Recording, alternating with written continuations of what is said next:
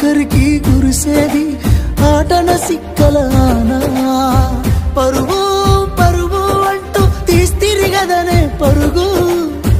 పానం పోయినంక మోగేదే డప్పుల దరువు